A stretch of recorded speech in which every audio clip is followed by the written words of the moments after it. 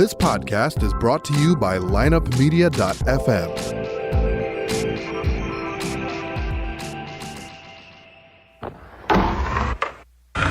Because if you can tell me what your habits are, I can tell you what sort of a person you are. I can tell you what your future looks like.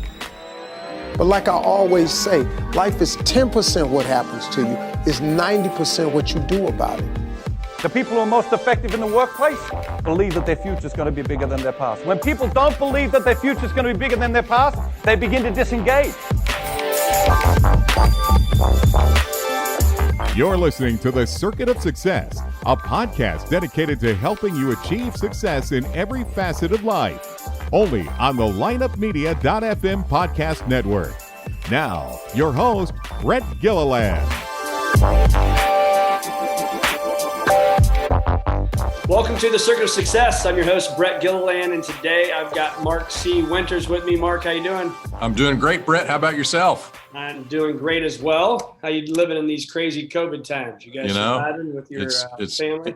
Interesting times, right? Every day brings a new perspective. So we're just trying to learn and get better every day. Absolutely. Well, I was introduced to you from Gino Wickman, who was on the podcast, and he absolutely crushed it, as you probably know, that he would do that. And so he recommended we connect, and so here we are. So excited. I know you are, an entrepreneur, a business owner, an author, a father, a husband, all these things, right? And you've got a lot going on in your world. But where I always like to start, Mark, is really what's kind of made you the man you are today. You don't just wake up and do all this stuff. So kind of give us the backstory. Who is Mark C. Winters? Wow, that's a big question. So, born in a small town in Oklahoma, went to school at the University of Oklahoma, went to work for Procter & Gamble right out of school and, sort of cut my teeth there, really in sales at first, and then got involved in a lot of integration of companies that we were acquiring at that time. Went back to business school at the University of Chicago.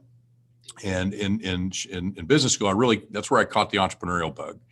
And, there were some things that I saw going on in class I was in. I'm like, that just looks way more interesting than what I'm doing working with these grocery stores, And so I decided that was the path for me and in a lot of ways burned my ships and just said, all right, I'm leaving all this behind. I'm going to figure this out. And that led to now I think I'm up to 15 different companies that I've either started myself, bought from somebody else, shut down completely or sold off to somebody in all different industries, everything from, manufacturing to high-end analytics to consulting services and everything in between. So that all led me to a point in my life where I sort of decided to shift my focus away from being an operator and moving into more of an advisory role. And I started some peer groups. I'd been involved with an organization called EO, Entrepreneurs Organization, you're probably familiar with. And so longtime member here in the Dallas-Fort Worth market and on the board for multiple terms. So I understood the value of a peer group. So I also got involved with Vistage and started 4 Vistage groups here in Dallas-Fort Worth, did that for a while.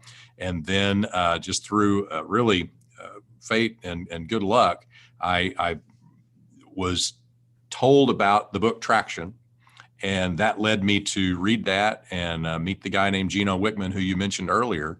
Yeah. And Gino and I had a lot of history in common, and so we became fast friends. And that ultimately led to he and I collaborating on the book Rocket Fuel, and here we are.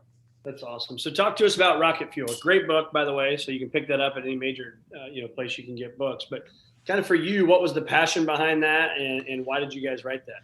Well, so at the time when Gino approached me about it, the project, in my own history, I had an experience that really represented this visionary integrator combination. For your listeners that may not be familiar with it, Rocket Fuel is all about the 2 types of leaders we find at a helm of an entrepreneurial company that can really take it to a higher level. And one's the visionary entrepreneur, and I know that's the name of your firm is Visionary. So a lot of your listeners are probably really familiar with that role. That's the the creative spark that gets the business started in the first place, typically.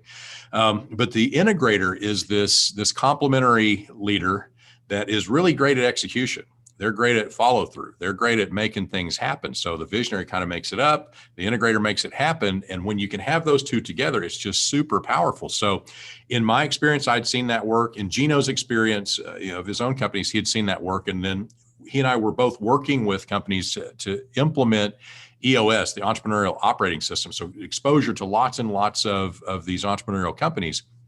And what we were seeing was, in the ones that had effectively built this combination of a visionary and an integrator, they were just performing at a much higher level. So just tremendous power there. And so Rocket Fuel explores what that structure looks like, how it works, and it really creates a structure to maximize that power that exists when you bring those two types of folks together. Well, it's huge because I look at our firm, Visionary Wealth Advisors, and I call Tim Hammett my co-founder, and he's the president. I'm the CEO of the firm, and I call him the bulldog, right? Because we can come up with these ideas, and then he is the integrator. And it's amazing the stuff that he can do. And I think that's so important, right? To know that with somebody. Maybe we got lucky. I don't know. I don't think we went into starting Visionary knowing that one could do one thing and one could do the other, but it just kind of happened. And I think the most important thing that I have found is communication is key in that. And then also checking your ego at the door, which is hard to do, right? 100%. Sometimes if he's the integrator on something, I may not be as involved early on. You want to be involved, right? You want to be, it's your baby. And then vice versa for him, he may want to be involved in something that I'm doing, and it's difficult. So when you hear me say that kind of stuff, what comes to mind? What are your thoughts? Well, a lot of things. One, you are lucky that you sort of stumbled into that. You didn't. That wasn't necessarily your intent, but you're super fortunate that you had that other person there with you. And you guys really had each other to create that combination on your own. So that's wonderful. And you hit on a couple of key points. The communication. We have a set of rules. The 5 rules that we talk about to really help the duo maximize their power. And one of them is stay on the same page. Really, that's the first rule. And that speaks directly to communication and the effort and the discipline that's required to make sure that you're not catching each other off guard, that you're not surprising each other, that you're not operating out of alignment with each other, and really doing the work to make sure that you're almost 2 halves of the same brain. You're different halves, but you're 2 halves of the same brain, so that after you have gotten on the same page, if somebody were to come up and ask you about something, you'd give them close to the same answer, right? And then, like you mentioned, being able to defer the responsibility for certain things to the other, so that you've got really clearly defined roles and responsibilities, so that somebody's taking the lead, somebody's taking accountability for the important things and making sure that they happen. You're collaborating, you're helping, but at the end of the day, somebody owns it and is making sure that we're taking care of it the way that we need to. So you're very naturally. It's interesting to hear you say that. Without the guidance of what we captured in the book, you've sort of instinctively gone and done this. So that's fantastic.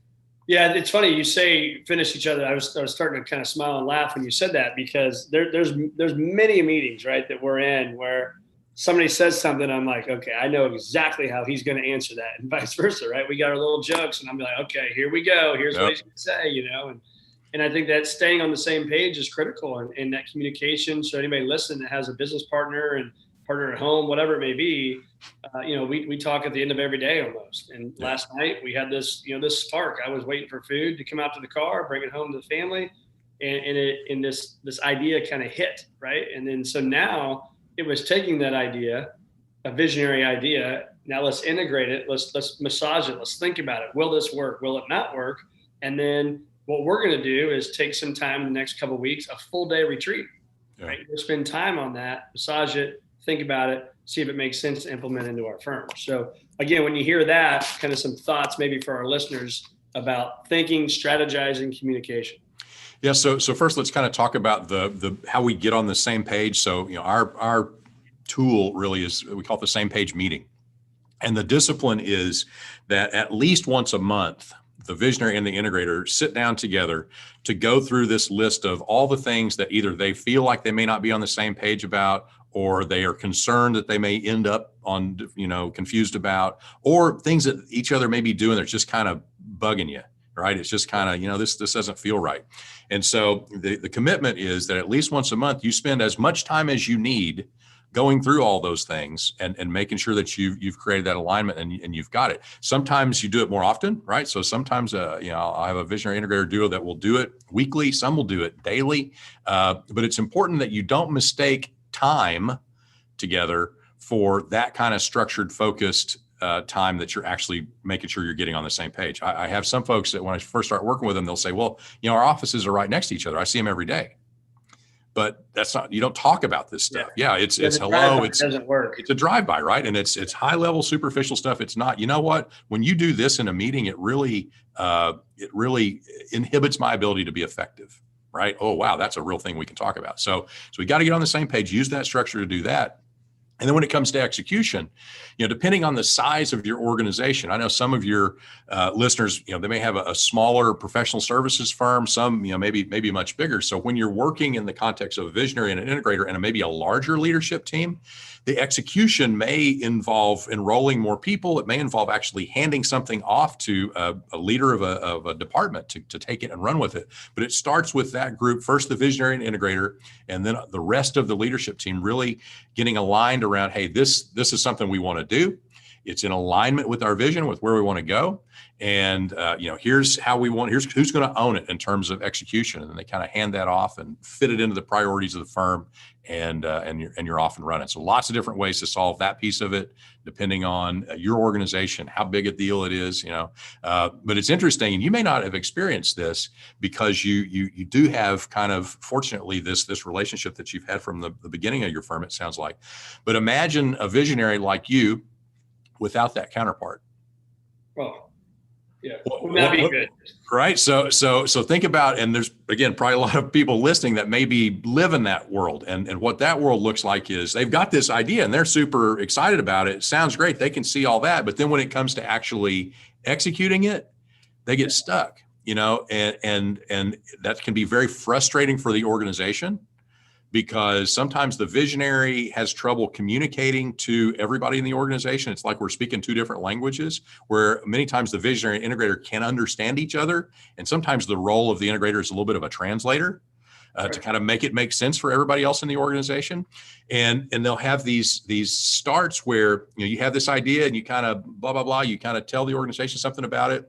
And then maybe they get it, maybe they don't, but pretty quickly you've got another idea.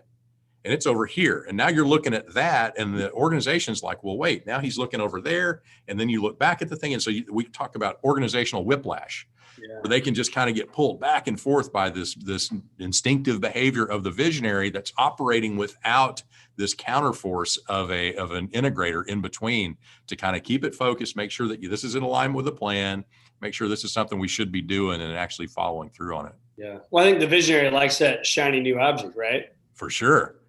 So for sure. Do that. So you got number one, stay on the same page. You said there's 5 of them. So why don't you tell our listeners the 5? Yeah. So the first one is stay on the same page. Second one, we call it no end runs. And the structure is this. So you got a visionary, you've got an integrator that is connected with the visionary. And then really the rest of the leadership team, again, depending on the size of the organization, reports into that integrator. And so we're trying to set up the integrator for success. And again, imagine a firm where that integrator didn't exist before. It wasn't in the equation before. People historically may have the habit of always going to the visionary for everything. And so when we put that integrator in place, now they're going to the integrator, but they may have that old habit and they just want to go directly to the visionary. But again, that can really make it difficult for the integrator to be effective. So we want to cut that behavior off of making this end run around the integrator. And the visionary plays a very important role in that, because their job is basically, when they see it happen, to stop it, and we talk about the question in air quotes, the question.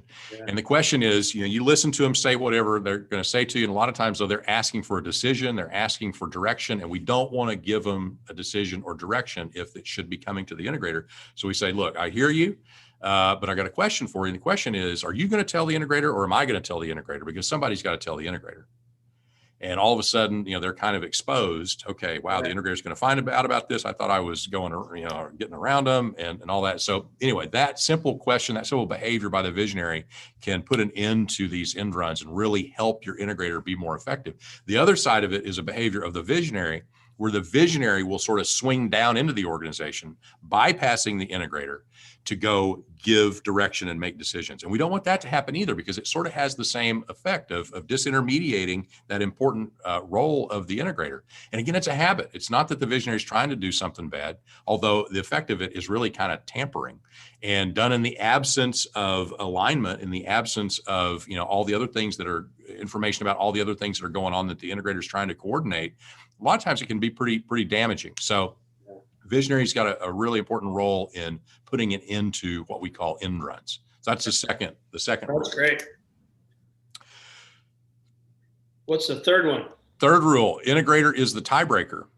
Okay. So a pattern that we'll see in leadership teams frequently is they'll get stuck. There's almost a reluctance to make decisions sometimes. And particularly if, let's say the sales leader and the ops leader are sort of at cross purposes, and the sales leader is saying, no, we got to go this way. The ops leader is saying, no, we got to go that way. And they just can't seem to work it out themselves. And so we get stuck. We need to be able to move forward. We can't stay stuck. And so the role of the integrator is, when that happens, is to hear the arguments of both sides in the context of, the greater good and the vision, the plan for the organization, and then make a decision and break that tie so that we can get unstuck and make a decision and move forward. Right. So, and they may not make it right all the time, but through that same page discipline, they're going to be the best person to represent the interests of the visionary and the integrator and all the executional requirements and constraints that the organization may have. And so we're going to let them make that decision so that we don't get stuck and we can keep moving forward. So number 3 is the integrator is the tiebreaker. I like this. I mean, I think at the end of the day too, what I'm hearing, and maybe our listeners are hearing this too, is there's a process for everything. Mm-hmm. Hence your EOS, hence, traction, hence rocket fuel. I mean, all these things, right? That shouldn't be a shock to anybody, but I think it does come down to what is the process? What is the process for communication? If it's that sales leader versus the, ops person, what's the process of reporting that information? And again, I'm a big believer in, we do an every other Tuesday meeting as a full team, executive team. We have an inter-quarter meeting, and then we have a quarterly offsite retreat.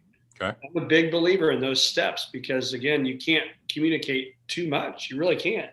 And I think that's helping the team. And I know it helps me if I'm flying at 200,000 feet up here, it helps me come down and start to hover over the weeds a little bit and get in there. Right. Right. And maybe allow somebody else that likes to be in the weeds to come up here, come up for some fresh air and think about that stuff.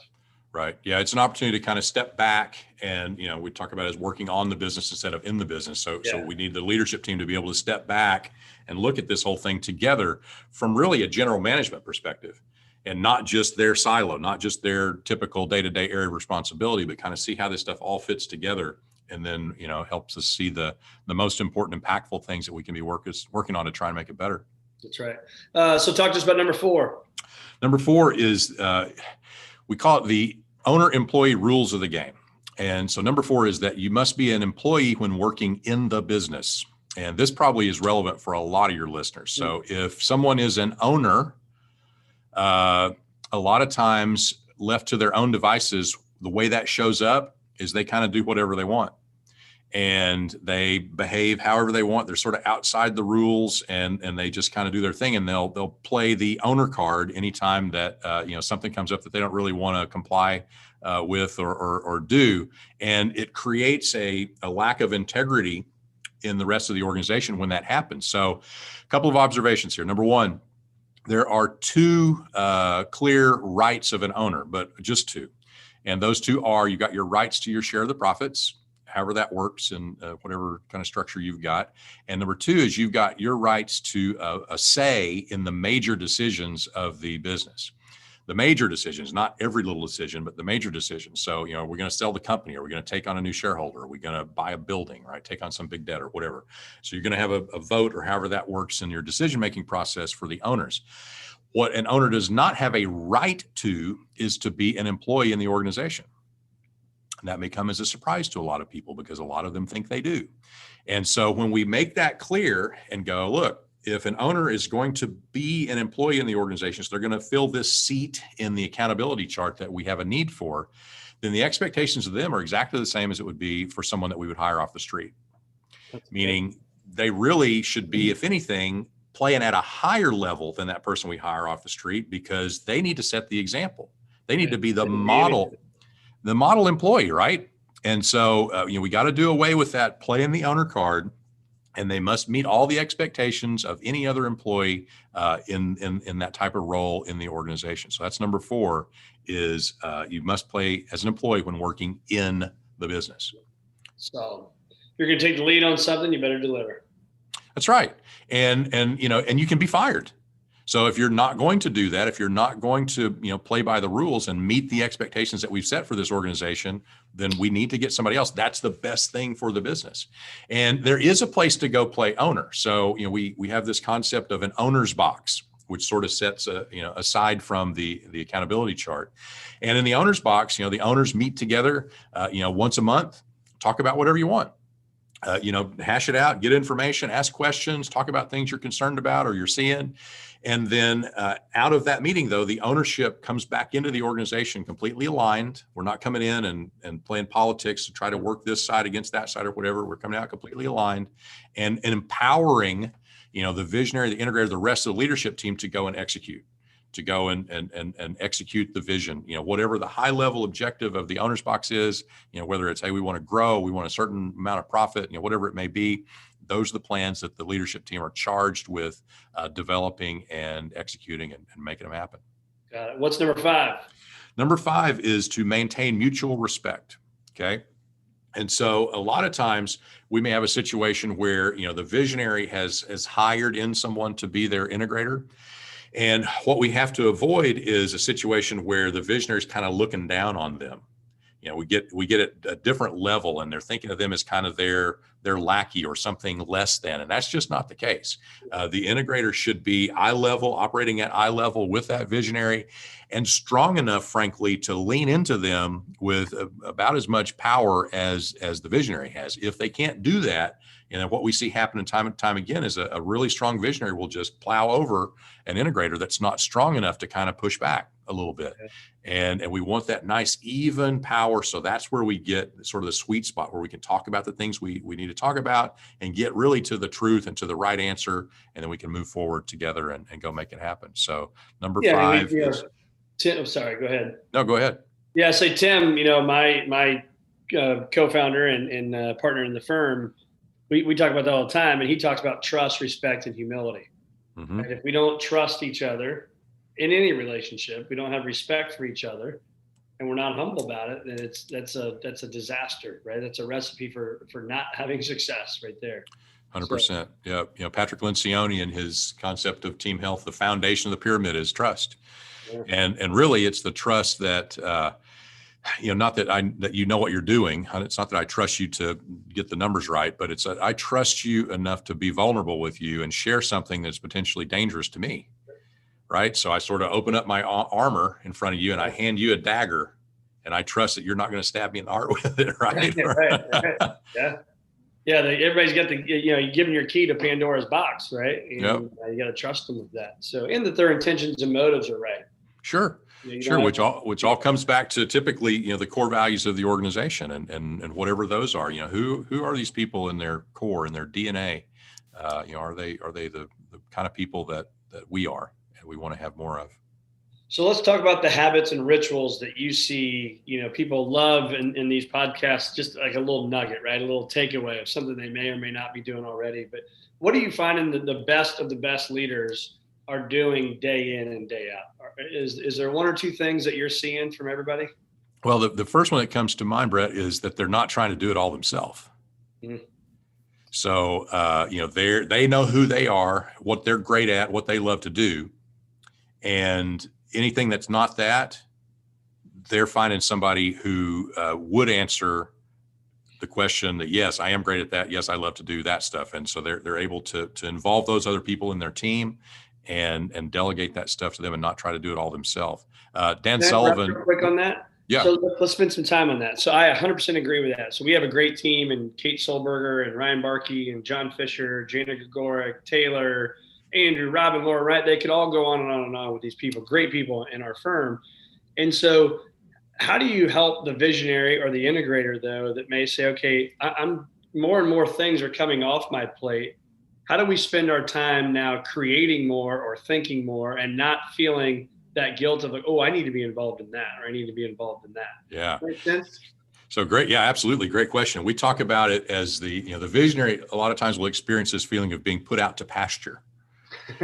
Okay. Does that resonate with you a little bit? That's not true. No, it's not true. Exactly what you mean. Yeah. Yeah. And so sometimes it'll take 6 months or a year to sort of work through this. But when the integrator coming on board is where they feel it the most. And then the integrator may feel it as they strengthen their leadership team. Yeah. But, it's this feeling of being put out to pasture. It's kind of like, wow, I'm not doing anything, because you're not doing the same stuff you were doing before, but you're doing different stuff. And, one of my clients expressed it this way: that just because it doesn't feel like work doesn't mean it's not super valuable, super important, and super helpful for the company. And so it's just getting you in that sweet spot. When you're playing in your sweet spot, it doesn't feel like work. If you're operating in, what Dan Sullivan calls your unique ability, you could do it for forever. I mean, it's energizing. It's not energy draining. So that actually is an indicator that you're on the right kind of stuff. And being creative, spending your time being creative, being out there, meeting new people, whatever it is that's your thing, is super high leverage in terms of an activity for us to have our visionary focused on. Yeah. So you got to overcome this thing that's probably been trained in you since you started. Talking to all you visionaries, that, if it doesn't feel like work, I should feel guilty. If it doesn't feel like I'm work, I'm not working. That's just not true. Well, you're absolutely right. And I think to get to where you get to as a visionary or an integrator in a high level of a firm or a company or wherever, you've had to do, I was the janitor and the CEO, right? At times. And then when you start to slowly take things off your plate, it's funny. I think what you said, it reminded me of a exercise we went through in June of 2019. We had to come to one of our offsite retreats. So everybody on the executive team, there's 6 of us sitting around there, and we had to come with our top 10 things we thought we did as a firm. So this is an idea for people to take it and do it with their team. So come with 10 ideas of what you think your most valuable resource you bring to the firm is. Okay, so we did that. And then we went through after, so if I would, report mine, I'd say, here are my 10 things. And then the people in the room went around and they voted quietly to not impact other people's, thoughts on what they thought my top 3 should be. Right. And so my top 3 came back in these things. It was my first one, my second one, and my fourth one. Okay. That's what I had written down in that order. And so for me, it was almost like permission to only focus on those 3 things. Yeah. And that's exactly what I needed emotionally to help me focus on that I wasn't involved in number 8 or number 9, because number 8 or number 9 should be somebody else's. That's right. So I would love to see that exercise expanded just a little bit to give the other party some blanks to fill in for the things that you didn't write down about yourself. Their perception of the most valuable thing you do may actually be different than something you're even aware of. That's a good point. Yeah. And they'll see it. Other people know it. You think it's nothing because it's so easy for you. Yeah. That's nothing. Everybody can do that. And it's just not true. Everybody can't do that. You're great at it. And everybody else is blown away by, wow, how does he do that? Yeah. That's a great exercise. I love it.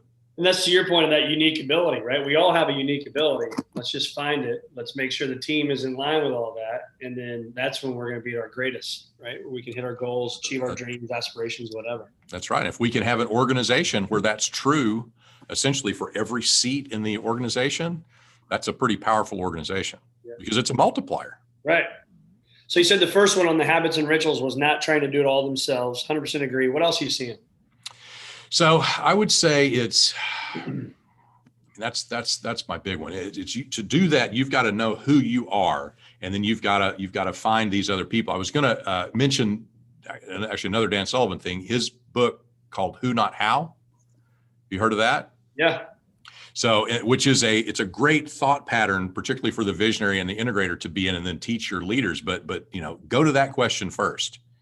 Is all right, who can I get to solve this for me, or who on our team can solve this for me, rather than trying to figure it out yourself? Because our habit, which goes back to something else you said, because, founders who were the janitor and did everything all the way up are extremely capable out of necessity. They've had to be able to do all these things. And so that's another sort of trap that they'll fall into is it's like, well, I can do that.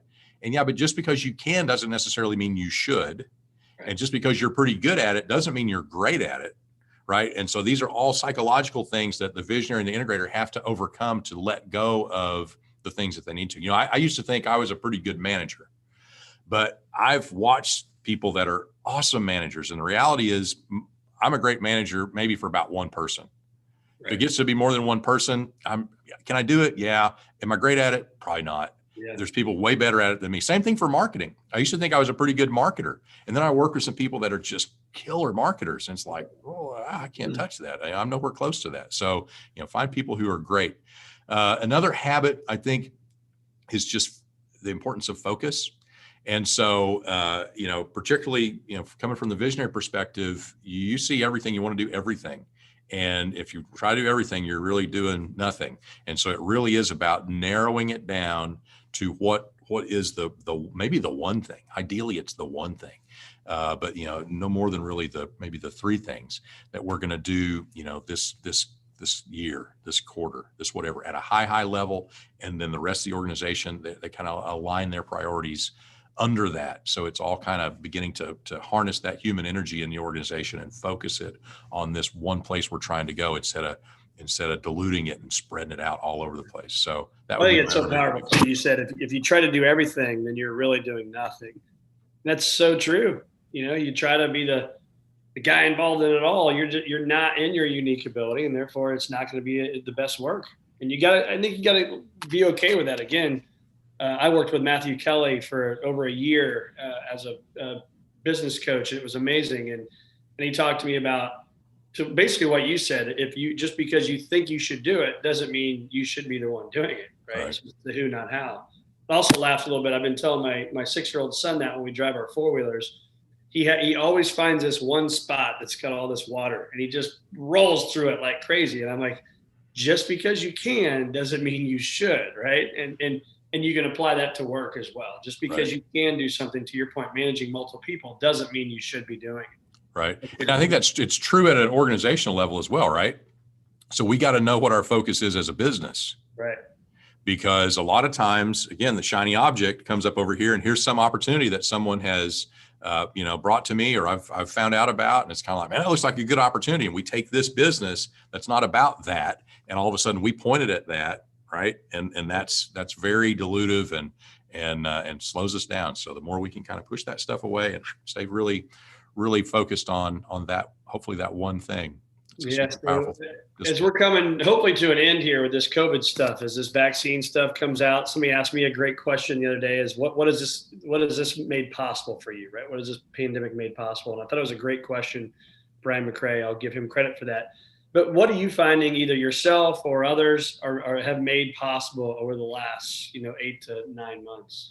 So the first one is that, like this Zoom, everybody's now a very highly trained Zoom user. Right. And so that creates a lot of opportunities in terms of, location-based communication where they're not constrained by that. So it's expanded the opportunity to work, to collaborate with people, to involve talent, from outside of a marketplace where you may be focused on it. My clients, it's interesting to kind of watch them process this because the shape, just listening to them talk, the shape of the commercial office footprint, it feels like is going to change. Yeah. I've got folks that are, that aren't changing. They're going to keep it just like it's been. And that's what they want. I've got folks that are going to make it smaller. I've got folks that are going to go away from it completely and go 100% virtual. And it's not just one, it's enough that makes me think that's interesting. Right.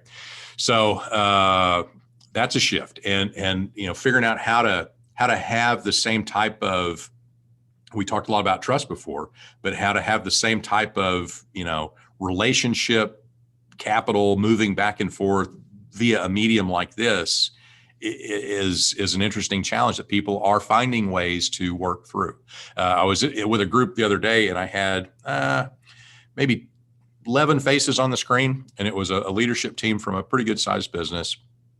And one of the observations was, I like this better than sitting there in person because in this one screen, I can see everybody's face at the same time. when we're there in person, I have to Yeah. look around. I have to turn my head. So when I'm looking at this person, I'm not seeing what's going on over here. And I thought, wow, that's really interesting. Really quickly, just through all the little tiles, you can see the, those nonverbal expressions that are happening in real time for everybody. And I thought, that's interesting. I wouldn't have guessed that until it actually happened. You're right. It's funny. Me and another one of our advisors, we had what we call Visionary University was yesterday, and he noticed one of the more experienced advisors looking down and maybe taking the note or something like that. And again, if you had to look around, you may not have seen that. So you're right. I agree with that. And I think it's made it more, especially in our business, more of our clients are okay with that type of stuff, right? Yeah. To do Zoom. I mean, 10 months ago, we were never hardly doing video. It almost felt weird, right? To do a Zoom review with a client and talk about their portfolio. And now it almost, I don't know, hopefully it doesn't feel weird to go back to face, right? So actually, here's a little bit of a watch out. So, one thing I saw when we first started is people were scared. And so they were really concerned, when the pandemic first started, that this wasn't going to work. How do we make it work? And so they were very intentional about how they behaved and how they interacted, right? But now you go these ever how many months we are into this thing, and one thing I am noticing is people getting kind of lax on that. And so when people don't take it seriously, that you do really kind of have to focus on the medium to make it work. And all of a sudden you've got all kinds of chaos going on around you, behind you, whatever. You've got another screen up over here that you're kind of distracted by, or things like that just aren't good disciplined Zoom behaviors. It doesn't work as well. And that stuff would not happen in meat space, in human space, right? So, people can't get lax about it. They've got to stay intentional and stay disciplined. And if they will do that, I think it can be a multiplier for them. I've never even thought you said something made me think of this question. So I've never asked this, but is there anything that, and maybe there's not, that you're thinking, hey, we really need to be conscious of this when we go back to work, right? We've been away from people, right? For so long, except maybe those few handful of people we've been around. And maybe that's something you and I strategize about. I don't know, talk about, but I wonder what the risk is when we go back to work. So there's two things that come to mind for me. One is, I sort of instinctively think, well, we should take advantage of it to spend time together. If we're going to be in the same place, let's use that for really, face-to-face time together and to be together. But then the other side of that coin is that may be a big distraction. So there's a productivity thing that's going on here where people aren't distracted by the things that they get distracted by normally in the office. They're able to filter that stuff away, which, a lot of my clients, again, are seeing big boosts in terms of productivity. So, you may lose that. So I think there's probably a trade-off there. Between how much you're one or the other. But it's an interesting question to think about. I don't know what the right approach would be for that or thing to think about. Maybe that's your next book idea, right? Get that whipped up by like April or something. Yeah, I have it ready. Yeah. Hopefully sooner than that. Yeah, exactly. I think I saw Dr. Fauci said yesterday they didn't think that July or something like that, we'd be in NBA stadiums or something like that. But maybe by the start of football, we'll have packed stadiums by next year. So. Yeah. It's crazy. I mean, I think at that point you're a year and a half later, and I don't know about you, but I was debating on pushing a trip back like 4 or 5 weeks right when it started. I'm like, oh, this will blow through in 4 or 5 weeks, and that'll be a year and a half. Yeah, I have some friends that I think they've rescheduled 8 trips. And it's like everything they book gets canceled. It's kind of like, you guys are the kiss of death for a travel thing right now. It's interesting to see how people are responding. I'm in Texas, and so there's a lot of people doing a lot of stuff. And I mean, we have football, and I go to college football games, and parents at least are going to high school football games, and we don't have anything right now like that. Nothing, literally. I mean, I have 4 boys, and we have no sports going on right now. My oldest son got to play golf in the fall. They had a somewhat of a normal season. They canceled the state tournament. He's only a freshman, so he wasn't going anyway. But I don't know, disappointing, very disappointing. Yeah, that's you don't get those years back. That's super frustrating. So let's talk about some of the things that where you helping a ton of people, right? You've got Rocket Fuel, you've got Integrator Academy Masterclass, and then you've got the Integrator certification. So talk to us about that. I know it's kind of a step-by-step process, right? So talk to our listeners about that. Yeah. So the way that we kind of think about the Rocket Fuel journey, if you will, is there's sort of three phases. The first phase is to crystallize your understanding of the concept. So really, what is a visionary? What is an integrator? Is this a structure that might be able to help me and my organization? And then once you're clear on that, you say, yep. Then the second step is to connect, which, you fortunately kind of walked into, but a lot of people aren't that fortunate. And so they've got to go find their integrator. They got to go find their visionary and get paired up, get connected. And so we got a structure for that. And then the third thing is once you're together now is to maximize. So take this power, this really it would be friction normally left to its own devices if we're not disciplined about it, and turn that into a positive power that can grow the organization. So crystallize, connect, and then maximize. And so to help folks move down that journey, we got a couple of different resources. One is we call it Rocket Fuel University. And that's kind of the starting place. That's the place for all visionaries and integrators and others that care about their success to meet together in a sort of a collaborative community. And the entry path to that community is a video course called Rocket Fuel 101. So it takes a lot of the concepts from the book and little video segments, and just in a couple of hours can really spin somebody up on what this stuff's all about. So then they can have a really good discussion in that launchpad community. And then from there, for the integrators, if they've identified as an integrator and they really want to become the best integrator they can be, if they want to understand what it looks like to be truly great as an integrator, then we have a path for them to go into what we call the Integrator Academy Masterclass. And that's a 4-week intensive where I'm working with them. And again, we're teaching them more stuff. We're showing them what it looks like to be great, helping them learn about the things they need to work on through some live group coaching sessions to kind of move them down the path and help them to master their craft. And then for graduates of that Academy Masterclass, we invite them to apply to be a part of the Integrator Certification Program. And that's a program where they can earn the right to use the designation of being a certified integrator or a professional integrator, depending on what level they're shooting for, and really continue to work with the highest level of integrators that are really dedicated to continuing to work to become great and really master the integrator craft. So, that's a handful of things that we've got out there that might help folks. They can find everything at rocketfuelnow.com. So that really leads rocketfuelnow.com will lead you to whatever door is the right door for you. Got it. So final few questions. So I write a check today. You can't pay off if there are any debts, and you can't invest it like with Visionary Wealth Advisors. I write you a check today for $10 million. What is Mark C. Winters going to do with the $10 million?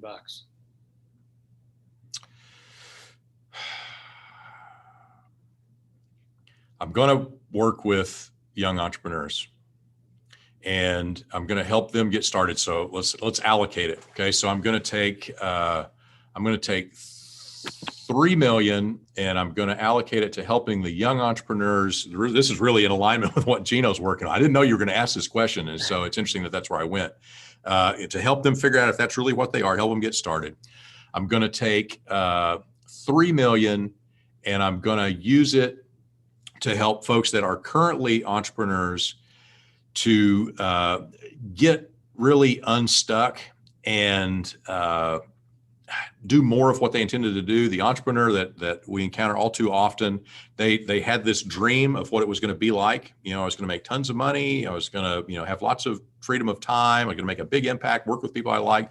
You jump in on them, 18 months later, and they have never worked more to make less. They don't feel like they're having an impact. They don't like a lot of the people that they're working with. And they're just super, super frustrated. And so I'd help them to become unfrustrated so they could tap into their freedom. And then the last chunk I would really use to expand that concept of what freedom looks like. And it's different, Brett, for everybody. So your definition of freedom is completely different than my definition of freedom, is different than my wife's, and so on down the path. And so step one is you got to get clear on what it looks like for you. And so I would devote that to helping people get clear on what it is they really want so that they can be a lot more effective in going after it and actually getting it. Yeah, that's great. And what I love about that, I don't ask that question all the time, but for some reason it felt right to ask it today. And you never hear the successful person that's working in their brilliance talk about, well, I'm gonna go buy that home and I'm gonna retire and do that. I'm done working, right? I'm just gonna sit on an island and look at the ocean forever. And I think that when you're climbing the ranks, or maybe when you're in your young 20s or something like that, that's kind of what you think about, right? And I think as we age and you start to work in your brilliance and you do start to make an impact, you're not done, right? You're gonna work forever. Right? Maybe different, right? Different types of works, but you'll work forever because it's all about that passion and that belief and that unique value you bring to the situation to help other people. Would you agree? I do. And again, back to our earlier conversation, it doesn't feel like work. Yeah. Right? When you're playing in the right spot, it doesn't feel like work. And so I think that's a really, really important piece of it. Yeah. No, and people ask me that a lot. I'm like, yeah, I get to sit around and talk to clients and advisors and do podcasts and talk about dreams all day long and mindset and what it takes. And I love what we do. And so we're very, very blessed with that. So. On that note, my dad was a family physician in a small town in Eastern Oklahoma for, until he was like 75 years old. He retired. And, I would talk to him about his work. And he said, Mark, it's just basically I go down to the office and I hang out with my friends all day.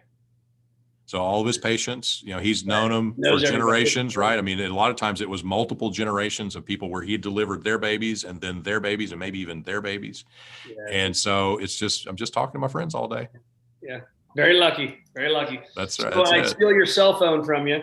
I pick up that little cell phone and I take it and I delete one app from it. What app is going to give you the most anxiety? Because you just got to have that app. Anything on your phone that you're using? That's, wow. I'm not a huge, this is gonna, I'm not a big app user. So I actually do a pretty good job of staying with it. Here, I'll give you the answer. The answer is there's a sports day app that is an app for a local sports talk radio station. Okay. that lets me listen to them kind of wherever I may be, and there's a little bit of a time delay, and so I can listen to it on my schedule. So that's probably, if we were to look at the time I spend, that would be the one that would give me the most anxiety. Otherwise, email I can get other places, Slack I can get other places, text messages, maybe that would be the other one that would be, from a more normal perspective, the one that would give me some anxiety. Yep. I like it. You never know what you're going to hear on that one. So I like it. That's why I like that question. So I said last question, but this is the final question for you. So if you look back on your career, I think you said 15, 17, 18 companies you've started. I mean, what advice would you give Mark C. Winters of 10, 15, 20 years ago? What advice would you give that guy? Just do it. And, there's a lot of things where you get kind of stuck and you don't take advantage of the opportunity. You don't say yes. And maybe that's the other one, is just say yes to more. And I think I've done a pretty good job of that. But I wish I'd started it sooner. Mm-hmm. And I started it fairly young, but I was probably in my late 20s before I kind of got off on the entrepreneurial path. And, so I wish I would have started sooner. So I wish I had done that, tried that, had a mentor. Maybe that's it.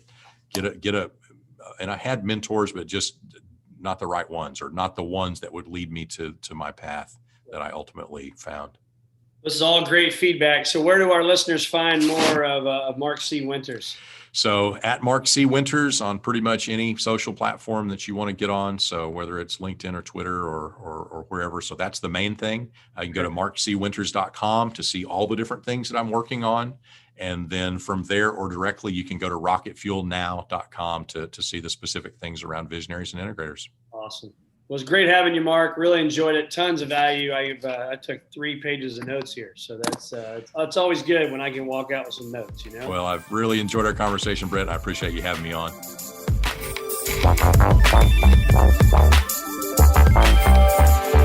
Tune in next week for another episode of The Circuit of Success with Brett Gilliland on the lineupmedia.fm podcast network. Subscribe to the show on iTunes, Google Play, Stitcher, and through our website, circuitofsuccess.com. Follow us on Facebook and Twitter, and email any questions to info@circuitofsuccess.com.